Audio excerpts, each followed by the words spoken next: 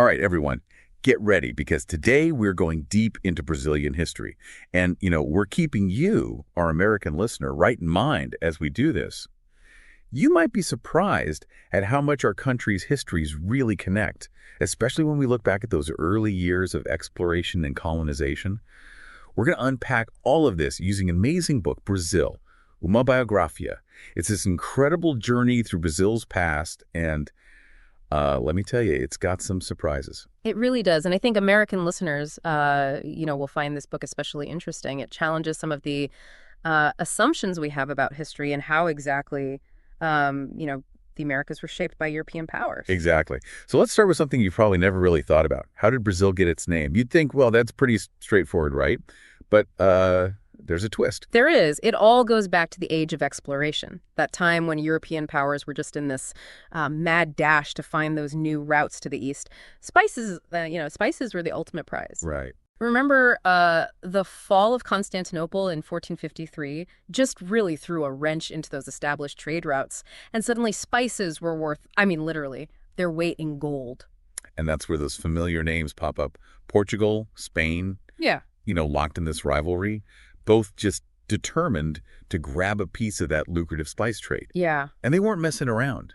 They literally divided the world between them. Right. With the Treaty of Tordesillas in 1494. Think about that, just drawing a line down the globe and claiming lands they hadn't even fully explored yet, including this huge chunk of what would become Brazil. It's the ultimate real estate grab. Wow, that's wild. It shows you how those European power struggles directly shaped the fate of, entire continents, including our own here in North America.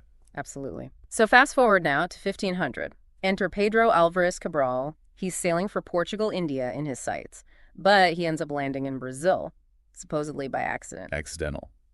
Come on, spill the tea. I know there's more to this story. Of course. There's always a deeper layer, right? So one of Cabral's ships, it was commanded by Vasco de Ataíde. Well, it vanished early in the voyage, just never to be seen again. And the fact that Cabral landed so far off course, well, let's just say some historians believe that maybe, just maybe, the discovery of Brazil wasn't entirely unintentional. Ooh, conspiracy theories. Oh, I love it. Okay, so Cabral lands in this new land, but here's the thing. Initially, nobody was all that interested in Brazil, especially compared to those spice-rich Indies. Exactly. But there was one thing that caught their eye, something that would ultimately give Brazil its name, the pau-brasil tree. A tree. That's how a whole country gets its name from a tree. Yep. The indigenous Tupi people, they called it Ibirapitanga, but for the Europeans, it was all about that vibrant red dye that it produced. It was like a hot commodity in Europe, used for everything from fancy textiles to paintings. So wait, does that mean Brazil was basically named after red dye? Pretty much. Brazil comes from Brasilia, the Latin word for the color of embers or glowing red. It's a direct reference to that dye that they extracted from the pau-brasil tree. It's really amazing how something, seemingly simple had such a lasting impact. It's kind of like how the fur trade in North America fueled those early colonial ventures. Valuable resources, they often kickstarted those early phases of European expansion. Spot on. And speaking of those early encounters, we have to mention Pero Vaz de Camina's famous letter. Oh, yeah. The one written by the scribe on Cabral's voyage, right? It's like a time capsule. It gives us this glimpse into how Europeans viewed the New World and its people. Exactly. And as you might expect, it's kind of a mixed bag. Fascination, fear, admiration, and a heavy dose of ethnocentrism. Right. Camina goes on and on about the indigenous people's appearance, their customs, their way of life. He was particularly fixated on their nudity. He interpreted it as innocence. Which, of course, reflects more about European perspectives than anything else. And almost immediately, there's that assumption that these people could be easily converted to Christianity. It's interesting how Europeans often projected their own beliefs and values onto the people they encountered in the New World. It's kind of like those early portrayals of Native Americans by European colonists here. Often a mix of romanticized ideas and a desire to justify their own actions. Exactly. There's this constant tension between curiosity and a need to control, to impose their own systems of belief and governance. And one particularly disturbing aspect that often came up in these accounts is the debate about cannibalism. Right. The claims that some indigenous tribes, practiced cannibalism. And sadly, these accusations were often used to rationalize violence and exploitation. It's a dark reminder of how fear and prejudice can be used to dehumanize entire groups of people. something we've seen throughout history, including here in America. Yeah.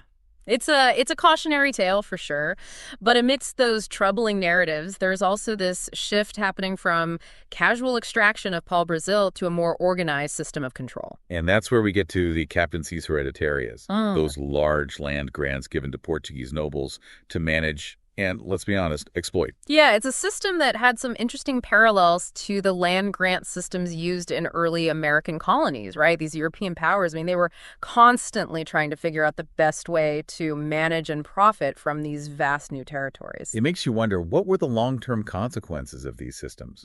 How did they shape the development of both Brazil and America? We've got a lot more to unpack there. We do. And as we delve deeper, we'll see how these early encounters and systems of control set the stage for the complex and often tumultuous story of Brazil's development.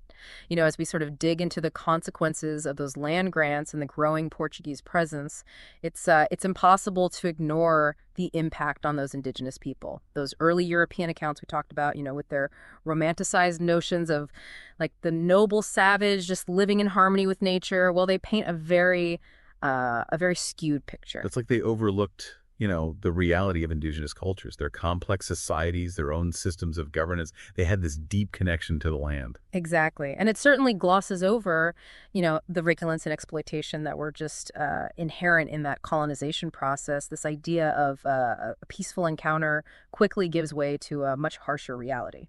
So let's get into that reality. What happened is that Portuguese foothold in Brazil grew stronger. Well, their ambitions, they just expanded. It was no longer just about extracting Brazil, right? They wanted to establish permanent settlements, cultivate sugarcane on a large scale, and, exert more control over the land. All of that required labor, a lot of it. And tragically, a lot of that labor was forced upon those indigenous people. It was. Initially, there was some attempt at, bartering, exchanging European goods for labor, but that quickly morphed into forced labor, often under brutal conditions.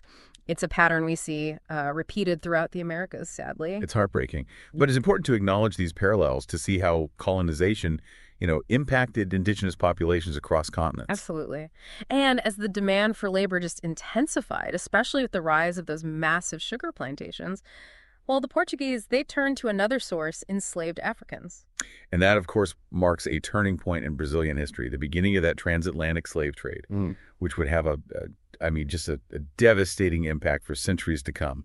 It's a dark chapter that we can't shy away from. We can't. The forced migration of millions of Africans to Brazil created a society, deeply scarred by racial inequality, a legacy that continues to shape Brazil today. It's a painful reminder that the history of the Americas, both North and South, is inextricably linked to the history of slavery. It's heavy stuff, but it's essential to understand these roots, right? To grasp the complexities of modern Brazil. And it's not just a story of oppression, is it? There was resistance, too. Tell us about how indigenous people pushed back against Portuguese colonization. Oh, absolutely. They were not passive victims. They fought back, often fiercely, to defend their lands, their cultures, their way of life.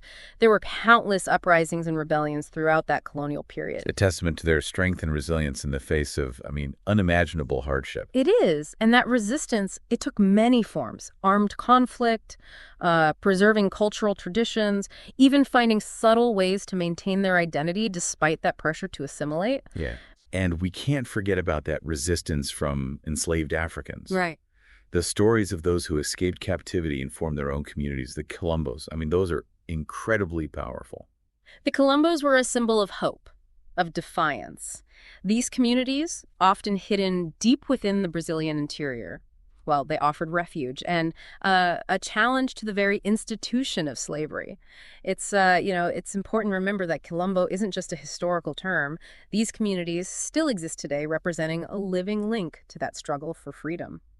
It's amazing to think about the courage and determination it took to build those communities and keep that spirit of resistance alive. These stories, both indigenous and African, I think they highlight that even in the darkest of times, that human spirit, that longing for freedom can never truly be extinguished. They offer a powerful counter-narrative to those dominant historical accounts. But, as you mentioned earlier, Brazil's story doesn't end there. Right. We've gone from discovery and resource extraction to a more organized system of colonial control. And then we see this resistance emerge, this fight for autonomy. But for centuries, Brazil was still essentially, an extension of Portugal, a colony serving the interests of the crown.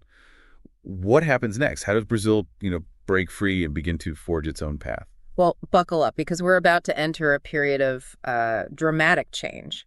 It's a story of political intrigue, shifting power dynamics, and a dash of family drama. Okay, now you've got my attention. Family drama always makes things more interesting. Tell me everything. Well, in the early 1800s, as Napoleon's armies were sweeping across Europe, something extraordinary happened.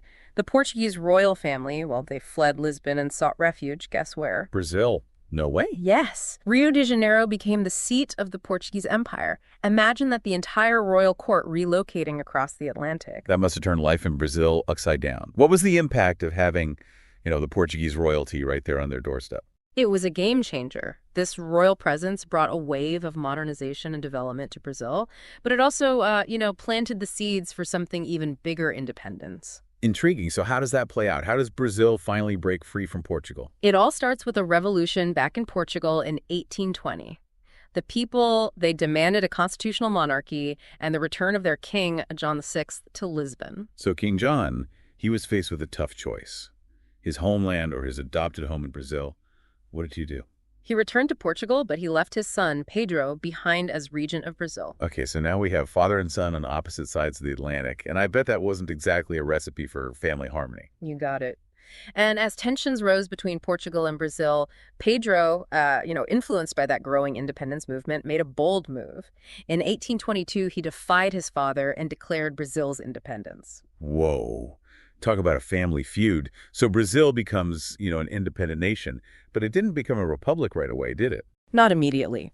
Brazil transitioned to a constitutional monarchy. And guess who became the first emperor? Let me guess, Pedro. Pedro the First. It's a fascinating turn of events. But as you might imagine, that path to nationhood, it was far from smooth. Pedro I's reign, it was marked by political instability and conflicts with parliament. And just 9 years after declaring independence, he abdicated the throne, leaving his young son, Pedro II, to inherit the crown. Wow, a child emperor. That's quite a legacy to inherit. Yeah. What was Pedro II's reign like? Well, it's often considered like a golden age in Brazilian history. Pedro II ruled for nearly 50 years. He presided over this period of economic growth, political stability, and a flourishing of arts and culture. So after all that turmoil, Brazil finally found its footing as an independent nation. In many ways, yes. Pedro II was a fascinating figure, a patron of the arts and sciences, a driving force behind modernization. But even golden ages, they don't last forever, do they? That's true. What happened that brought this era to an end? Well, in 1889, a military coup d'etat overthrew the monarchy, and Brazil entered a new phase, the Brazilian Republic. So in the span of a century, Brazil went from colony to empire to republic. That's a whirlwind to change. What were those early years of the republic like? They were tumultuous, marked by political upheaval, social unrest, and this persistent economic inequality. It was a period of, searching for a new identity as a modern nation, grappling with those challenges of industrialization and urbanization. And as we'll explore, that struggle, it continued throughout the 20th century with its own share of triumphs and tragedies. Yeah, it's mind-blowing to think about Brazil's journey. Yeah. From colony to empire to republic, all within like a century. But I imagine those transitions weren't exactly smooth sailing. What were some of those growing pains that Brazil faced as it entered the 20th century? Well, think about all the massive changes happening globally at that time, right? Industrialization, urbanization, Yeah. Those forces were like reshaping societies everywhere, including Brazil. And just like in the U.S., those shifts often led to social unrest and political instability. So even though Brazil had achieved independence, it wasn't all sunshine and roses. Not by a long shot. In fact, Brazil experienced a series of military coups and dictatorships throughout the 20th century. There was this constant, push and pull between democratic ideals and authoritarian impulses. It's a reminder that the path to democracy is rarely a straight line, huh? It often involves setbacks and struggles. Yeah. But even during those darker periods, were there signs of hope? Of people pushing for change? Absolutely. Throughout Brazil's history, there have always been individuals and movements, fighting for social justice, for human rights, for a more inclusive and democratic society. From student activists to labor unions to artists and intellectuals, Brazilians, they never stopped raising their voices, demanding a better future. That's inspiring to hear. So after decades of political turmoil, did Brazil eventually find its way back to, a more stable democracy? Yes. Thankfully, in the 1980s, a powerful wave of pro-democracy protests and activism, well, it helped pave the way for a return to civilian rule. And since then, Brazil has made significant progress in strengthening its democratic institutions and promoting human rights. It's a testament to the resilience of the Brazilian people, their unwavering commitment to shaping a more just and equitable society. So as we wrap up this incredible journey through Brazilian history, what are some of the key takeaways you hope, our American listeners will walk away with? Well, I think one of the most important takeaways is, the interconnectedness of our histories, from the age of exploration to the transatlantic slave trade to the challenges of, building and maintaining democracies.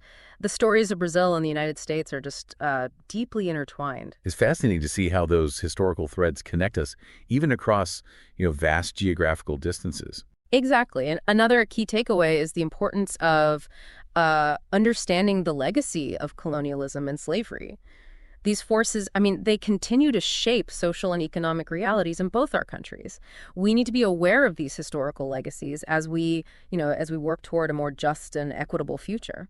It's a reminder that history isn't just something in the past, right? Right. It shapes our present and influences the possibilities for our future. Absolutely.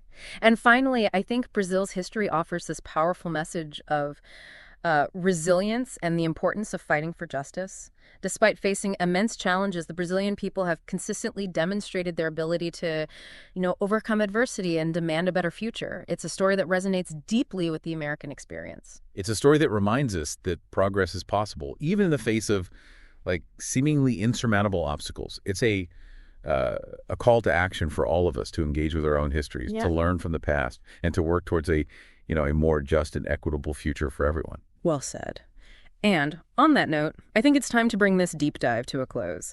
But I hope this is just the beginning of your exploration of Brazilian history. It's a rich and rewarding journey, full of insights that can illuminate our understanding of the world we live in today. Thanks for joining us on this fascinating exploration. We encourage you to check out the book we discussed today, Brasil, Uma Biografia, and continue learning about this incredible country and its captivating history.